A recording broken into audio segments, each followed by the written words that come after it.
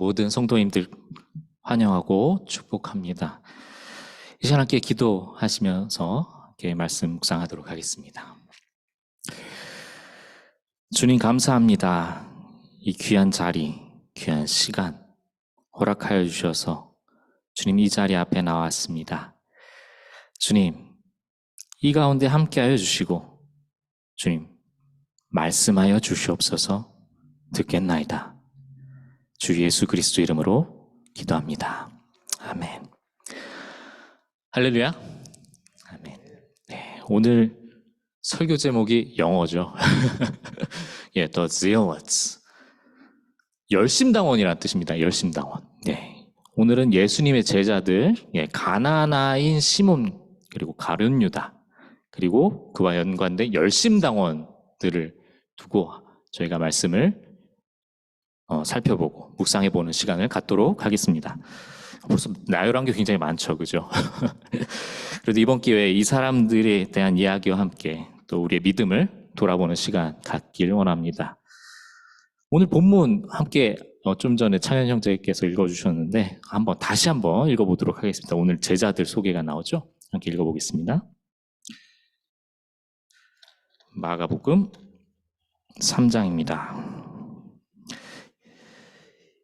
이 12를 세우셨으니 시몬에게는 베드로라는 이름을 더하셨고 또 세베대 아들 야고보와 야고보 형제 요한이니 이 둘에게는 보아너게 곧 우레의 아들이란 이름을 더하셨으며 또 안드레와 빌립과 바돌로메와 마테와 도메와 알페오의 아들 야고보와 및 다데오와 가나나인 시몬이며 또 가룟 유다니 이는 예수를 판 자더라. 아멘. 예, 오늘 제자들 12제자들이 나왔습니다.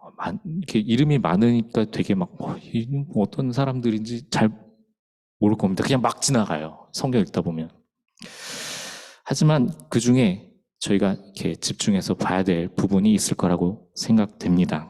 저희 방금 읽으신 부분 중에 가나나의 시몬이라는 사람이 나옵니다. 하지만 이제 이렇게 소개만 되고요. 그 뒤에 이제 제자들 소개 이후에는 잘 나타나지가 않습니다. 가나나인이라고 했습니다. 또 헷갈리긴 하겠지만요. 여기서 말하는 가나나인은 가나안 사람도 아니면 가나나 지방 사람도 아닙니다. 예, 아니에요. 가나나인은 아람어에서 온 말로 열심당원을 뜻한다고 합니다. 즉 제자들 중에 대놓고 열심당원인 사람은 바로 이 시몬이라는 사람이었던 거죠. 그럼 도대체 이 열심당원은 어떤 사람들이었을까요? 일단 우선 열심이라는 이름이 붙었잖아요. 그죠? 되게 굉장히 열성적이고 굉장히 과격할 것 같습니다. 거기다 당이 붙었어요. 당이라는 말을 어디다 쓰죠? 예, 국회 이런 데서 많이 쓰죠. 그죠? 정치 집단 할 때 당 많이 씁니다. 근데 그거 말고는 잘 안 써요. 저희가 현대에는. 근데 혹시 홍길동전 기억하십니까? 예. 활빈당이라고 들어보셨어요? 활빈당. 예. 뜻을 같이 하는 무리라고 생각하시면 될 것 같아요. 이 당은. 예. 비슷합니다. 열심당원은 한마디로 유대의 종교적 민족주의자 집단이라고 생각하시면 될 것 같아요. 제가 이렇게 소개를 해드렸는데 예수님 시대에는 유대인들 사이에 몇 가지 부류가 있었습니다. 많이 들어보신 분들도 있을 거예요. 바리새인들, 그죠? 사두개인들, 또 에센의 열심당, 또 헤롯당 이런 그룹들이 있었습니다. 이 그룹들은 예수님 당시 정치적 상황하고 많이 연관돼 있어요. 물론 바리새인하고 사두개인들은 많이 들어보셨을 거예요. 성경에 많이 나오죠, 그죠? 그리고 열심당원은 제가 방금 소개했던 가나나인 이렇게 하면서 잠깐 나오긴 했지만 별로 나오지는 않습니다. 이 예수님 시대 그 이전부터 또 방금 소개해드린 그 부류의 사람과 에센의 사람들도 있었는데요. 이 성경에 잘 안 나오지만 세례 요한은 아시죠? 세례 요한. 세례 요한이 에센의 사람들하고 좀 많이 비슷했다고 합니다. 또 복음서에 나온 바리새인들, 사두개인들은 또 되게 나쁜 사람처럼 복음서에 나오죠. 그죠? 사실 엄밀히 따지면 이 사람들은 나름 잃어버린 유대 나라와 그 종교를 다시 회복하려고 노력했던 사람들이었습니다. 열심당도 마찬가지였고요. 하지만 안타깝게도 이 결과적으로 이 사람들로 인해서 꽤나 많은 사람들이 어려움을 당하고 힘들었다는 거죠. 그래서 성경에서 이 사람들에 대해서 그렇게 그렸던 거였고요. 그런데 그런 상황 가운데 당시에 사람들이 기대하고 있던 하나님 나라에 대해서 다르게 표현하고 설명했던 방식이 바로 예수님이 말씀하셨던 방식이었던 겁니다. 그러니까 당시 있던 기존에 있던 부류들은 어느 쪽도 예수님을 바로 이해하지 못했던 거죠. 또한 복음서에서 나타난 제자들이 예수님 말씀을 막 하시는데 막 엉뚱하게 대답하는 경우들이 또 성경 말씀 보다 보면 나옵니다. 이 비슷한 이유라고 생각하시면 돼요. 예수님이 전에 말씀하셨던 거는 굉장히 다른 걸 얘기를 하시는 거죠. 또 다른 유대인들 같은 경우는 이런 전파는 안 된다 하면서 막 죽이려고 했던 것이고요. 제가 예수님 당시 배경을 알려드리기 위해서 이제 바리새나 이게 사두개인들에 대한 이런 여러 부류들을 제가 설명을 해드렸는데요. 한편으로 열심당은 그 부류들 중에 조금 더 정치적인 집단이었습니다. 바리새의 경우 기본적으로 유대인들이 하나님 말씀에서 떠났기 때문에 나라를 잃었고 또 율법을 잘 지킬 때 이제 하나님 나라가 회복이 된다고 믿었던 사람들이었습니다. 그래서 어떻게 하면 율법을 잘 지킬까? 어떻게 하면 1.1획도 틀리지 않고 잘 지킬까? 이렇게 연구했던 사람들이고요. 그리고 그렇게 지내다 보면 유대 땅에 하나님 나라가 임할 것이다 라고 믿었던 거죠. 마찬가지로 열심당원들도 하나님의 통치가 이루어지기를 간절히 기대했던 사람들인데요. 이 사람들은 특히 본인들이 보기 하나님 통치와 반하는 것들은 다 제거하는 굉장히 적극적이고 극단적인 사람들이었던 거죠. 그렇게 하나님을 적극적으로 인정하는 삶을 살다가 보면 하나님이 강권적으로 유대 땅에 개입하셔서 자신들을 구원해 주실 것이다 라고 믿었던 거죠. 이 열심당원들은 결과적으로 대로마 제국과 이렇게 저항하면서 싸우다가 멸망했습니다. 한 가지 좀만 더 설명을 드릴 게 있어요. 바로 시카리오스라는 집단인데요. 열심당원들이 이 시카리나 시카리오스랑 동일시 되거나 구분되기도 하는데요. 이 시카리라는 단어는 단검을 품은 사람들이라는 뜻입니다. 단검을 가지고 로마계 주요 인사들을 암살하고 다녔던 거죠. 본인들이 추구하는 바 다른 사람들을 제거하는데 열심당원들이 굉장히 열심이었다고 했죠. 네, 비슷한 노선입니다. 그래서 열심당과 시카리를 구분해서 보는 관점에서는 뭔가 좀 더 극단주의적으로 보이기도 하고요. 자, 왜 시카리라는 이야기를 또 제가 나눴을까요? 바로 가룟 유다의 이 영어로 하면 이스카리옷이라고 합니다. 이스카리옷. 시카리, 이스카리옷. 이 이스카리옷의 어원이 이 시카리에서 왔다라고 보는 견해도 있습니다. 또 예수님 이야기에서 누가 단검을 가지고 등장하는 장면이 있습니다. 누가 있을까요? 바로 베드로입니다. 이 제자 베드로가 예수님 잡혀가실 때에 단검을 가지고 휘두르는 장면이 나옵니다. 근데 그냥 성경에 나오니까 그런가 보다 이렇게 볼 수도 있어요. 근데 상식적으로 생각을 해보세요. 누가 평소에 단검을 가지고 다닙니까? 그죠? 그래서 이 장면 때문에 베드로가 역시 시카리와 연관이 돼 있을 거다라고 보기도 합니다.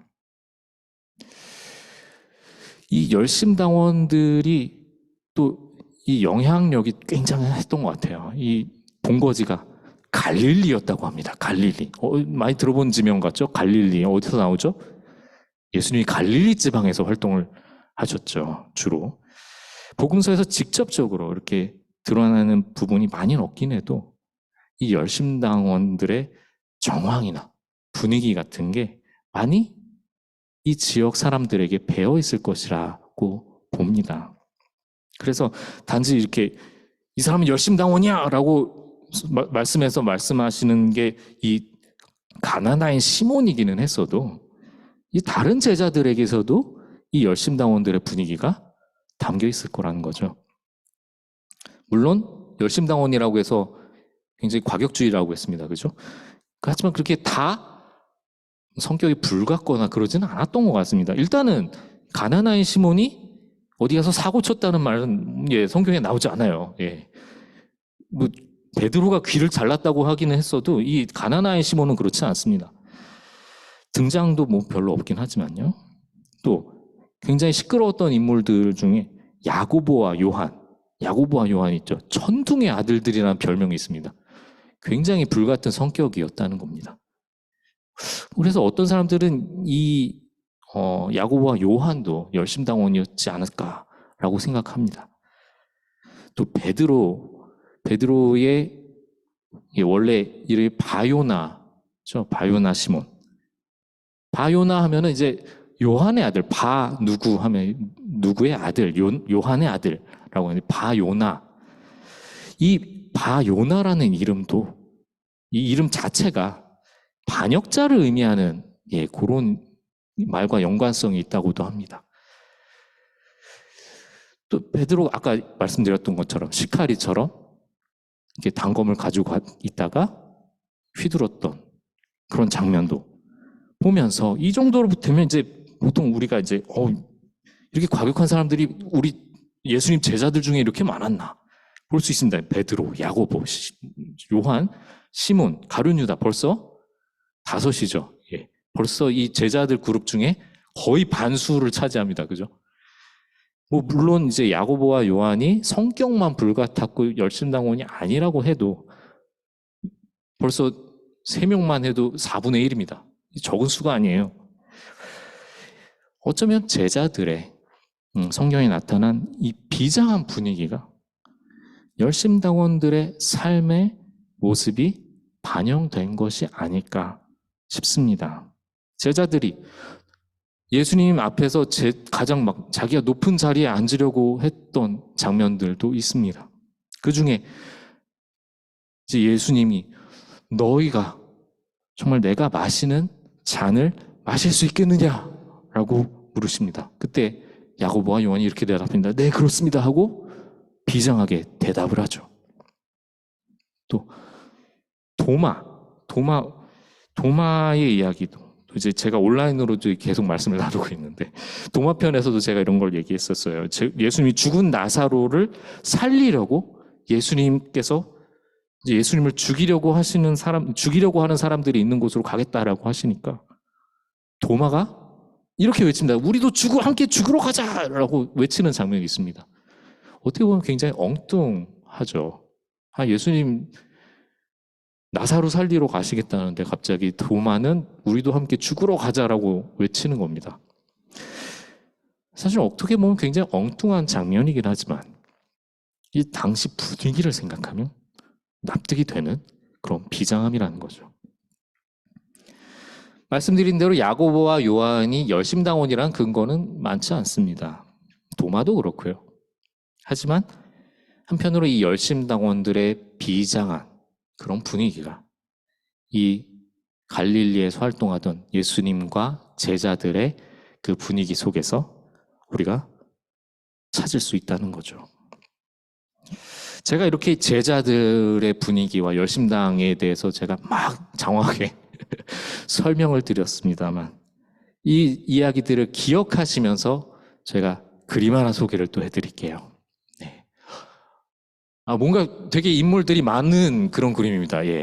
뭔가 혼란스러워 보이는데요. 13세기 이탈리아 거장 지오토의 그림입니다. 이 그림이 1300년대 초에 그려졌으니까 13세기 거장이라고 말씀드렸죠. 조토 인생의 거의 후반기의 그림입니다. 굉장히 원숙한 화법일 텐데요. 지금 보시는 건 파두아라는 곳에 있는 스크로베니 혹은 델 아레나 예배당에 있는 벽화의 일부분입니다. 예수님의 생애 시리즈 중에 일부이고요. 그 중에 예수님이 체포되는 장면입니다. 이 스크로베니 예배당 벽화가 유명한 거는요. 이 중세에서 르네상스로 넘어가는 시기에 있었던 그 과도기의 흔적이 잘 남아있다고 해서 미술사적으로 굉장히 유명한 그림이에요. 그래서 잘 봐두시면 좋습니다. 뭐 여러 가지 설명, 뭐 미술사 전문적인 뭐 설명으로 뭐 설명을 드릴 수도 있겠지만 미술사가 곰브리치가 되게 명쾌하게 설명을 해줘요. 그래서 당대의 작가들이 성경의 내용을 충실히 전달하려고 했던 것에 비해서 조토의 경우 이 성경이 전한 상황을 보는 사람들이 입체적으로 느낄 수 있다고 합니다. 이렇게 제가 설명을 했지만 굉장히 안 와닿죠, 그죠? 그래서 또 다른 그림을 제가 하나 준비했어요. 이게 좀 멀리서 보면 잘 안 보일 텐데요. 이게 그 당시에 그렸던 또 필사본, 성경 필사본에 있었던 사파의 그림입니다. 자세히 보시면요. 얼굴도, 표정도 다 비슷하고 포즈도 굉장히 일관됩니다. 이렇게 경직되어 있고요. 작가는 인물들이 최대한 겹치지 않게 이렇게 하나 이렇게 잘 표현했고요. 물론 이제 내용을 전하는 입장에서는 이 그림은 성경의 장면을 충실히 잘 표현했다고 볼 수 있습니다. 예수님께서 돌아가신 그 시신을 안치하고 있는 그런 장면이고요. 이에 비하면 조토의 그림 다시 한번 들어가 볼까요? 조토의 그림은 이에 비하면 굉장히 다이나믹합니다. 제가 막 굉장히 혼란스럽다고 했는데요. 예수님 잡혀가시는 그 상황들이 막 느껴질 만한 그런 장면입니다. 막 대치하고 있는 인물들의 표정들도요, 다 달라요. 아까는 제가 필사본에 있는 그 그림의 인물들의 표정은 다 똑같다고 했는데요. 여기는 막 화를 내고 막 대치하고 있는 그 느낌들이 그 표정에서도 잘 드러나고 있습니다. 또 제가 그 필사본에 있는 그림들에는 인물들이 겹치지 않는다고 했어요. 근데 여기는 굉장히 막 우왕좌왕하고 있는 것처럼 사람들이 막 겹쳐져 있는 모습을 볼 수 있습니다. 예수님을 잡으려고 하는 병사들과 또 이걸 막으려고 하고 있는 제자들의 모습이 같이 있습니다. 그런데도 이 혼란스러운 상황 가운데서 예수님의 표정은요, 굉장히 근엄합니다. 심지어 저 황금색 옷으로 이렇게 가리고 예수님이 가려져 있는데 이거 붙들고 있는 사람이 가룟 유다예요. 가룟 유다가 예수님을 안고 입 맞추고 있는 장면이죠. 그렇게 예수님을 이렇게 유다가 이렇게 가리고 있는데도 불구하고 예수님의 이 존재감, 이 표정만으로도 굉장히 잘 드러나고 있습니다. 제가 아까 베드로가 칼로 이렇게 휘둘렀다라고 말씀드렸는데 여기서도 왼쪽 끝에 있는 사람이 바로 베드로입니다. 뭔가 이렇게 들고 있죠, 그죠? 이 누군가의 귀를 자세히 보시면 이렇게 자른 흔적이 이렇게까지 보입니다. 막 자른 참인 것 같습니다. 베드로는 옷이 이렇게 병사가 이렇게 제지하느라고 이렇게 잡혀져 있는데도 힘껏 이렇게 휘둘렀는지, 이게 턱이 이렇게 제가 보이는 것처럼 이렇게 가려질 정도로 굉장히 이렇게 힘껏 휘두른 것 같은 그런 다이나믹함이 보입니다. 이와 같이 조토의 그림처럼 열심당의 분위기가 가득한 이 제자들의 무리는 이렇게 예수님이 잡혀가실 때까지만 해도 굉장히 기세등등했던 거죠. 하지만 예수님이 잡혀가시고 나서는 완전히 와해되고 맙니다. 이렇게 칼까지 휘둘렀던 베드로는 예수님이 잡혀가시고 3번이나 부인하게 되죠. 이제 열심당의 관점으로 다시 한번 돌아가 보려고 합니다. 제자들은 아무래도 동양 사람들이 많고 같은 고향 사람들이 많고 분위기도 그렇고 열심당에 익숙한 그런 집단이었을 겁니다. 그래서 그들은 예수님이 로마와 또 로마에 기대던 집권층들을 썩은 집권층들을 몰아내고 민중을 위한 새로운 유대 나라를 세우실 것이라고 기대했을지도 모릅니다. 이를 위해서 하나님의 전적인 개입이 바로 이 예수님을 통해서 나타났을 것이라고 기대했을 것 같습니다. 여기까지는 저희도 이제 수긍할 만한 관점이에요. 하나님의 나라가 예수님을 통해서 나타난다고 했으니까요. 그리고 예수님이 말씀하신 것은 기존에 이해된 유대 나라, 하나님의 나라와 또 다른 관점이니까 굉장히 새롭고 신선한 그런 바람이었겠죠. 그런데 예수님은 그들이 그렇게 바라던 메시아가 아니었던 거죠. 가룟 유다를 비롯한 예수님의 제자들이 예수님을 막판에 배신한 것도 어쩌면 그런 당혹감 때문이었지 않을까 싶습니다. 예수님이 그 능력으로 적들을 다 쳐 부숴 주셔야 되는데 그것이 아니었다는 거죠. 가장 먼저 배신한 유다도 은 30에 팔았다고 하죠.